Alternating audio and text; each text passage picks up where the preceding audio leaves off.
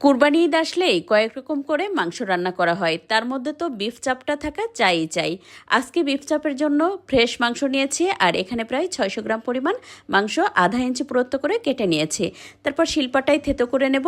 এবার শিলপাটায় কাঁচামরিচ, রসুন, আদা বেটে নেব।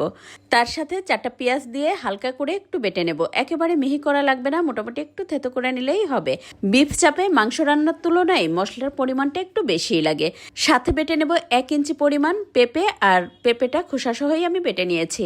এতে করে মাংসটা দ্রুত সিদ্ধ হয়ে যায়। তারপরে দিয়ে দিলাম স্বাদমতো লবণ, 1 চা চামচ করে ধনে গুঁড়া, জিরা গুঁড়া, শুকনো মরিচের গুঁড়া, গরম মশলা গুঁড়া দিয়েছি আধা চা চামচ পরিমাণ, গোলমরিচের গুঁড়া 2 টেবিল চামচ পরিমাণ, টক দই 1 চা চামচ পরিমাণ, লেবুর রস। ভালোভাবে মেখে 1-1.5 ঘন্টার জন্য রেস্টে রেখে দেবো। এবার 1.5 ঘন্টা পরে দিয়ে দেবো 1 চা চামচ পরিমাণ চিলি ফ্লেক্স, আধা চা চামচ পরিমাণ চিনি, 1 চা চামচ পরিমাণ সরিষার তেল, 2 টেবিল চামচ পরিমাণ দিয়েছি বেসনটা আগেই ভেজে রাখা ছিল।